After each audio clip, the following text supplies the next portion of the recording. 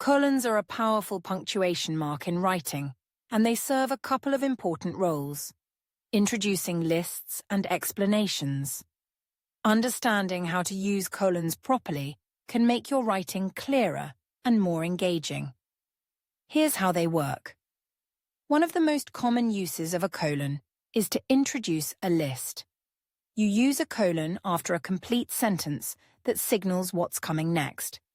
The key is that the sentence before the colon should be a complete thought on its own. Here's an example. I need to buy a few things for school: pencils, notebooks, a backpack, and a calculator.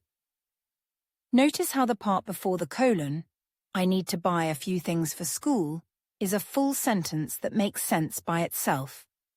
The colon then acts like a door, opening up to the list of items. Another thing to remember is that you don't need a colon after verbs or prepositions directly connected to the list. For example, incorrect. My favorite hobbies are reading, hiking, and drawing. Correct. My favorite hobbies are reading, hiking, and drawing. Colons can also be used to introduce an explanation, definition, or example that further explains what was mentioned before the colon. This usage helps to make your writing more informative and adds emphasis to the second part of the sentence. For example, he was late for a simple reason: he missed the bus. In this sentence, the colon introduces the reason, adding emphasis to why he was late. The sentence after the colon explains what was stated before it. Colons are also useful for emphasizing a particular point or idea that follows. They create a pause that tells the reader to pay attention to what's coming next.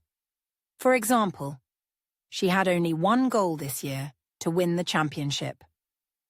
The colon emphasizes the goal and draws attention to its importance. When introducing a quotation that is longer or emphasizes something important, a colon is often used. For example, she gave the best advice: always be yourself, no matter what others say. The colon here highlights that the quote is something significant and deserves a pause. Don't use a colon.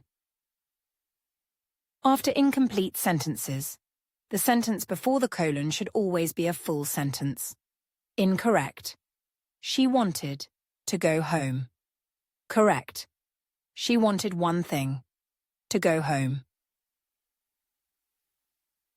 Don't use colons. Randomly in the middle of a sentence. They are not meant to be used as a comma substitute or to separate parts of a simple sentence. Incorrect. He bought apples, bananas, and grapes. Correct. He bought the following items: apples, bananas, and grapes. Colons are great for organizing your writing and making your points clear. By using them to introduce lists and explanations, you can improve the structure and flow of your writing. Practice using colons correctly, and they will become a valuable tool in your writing skills.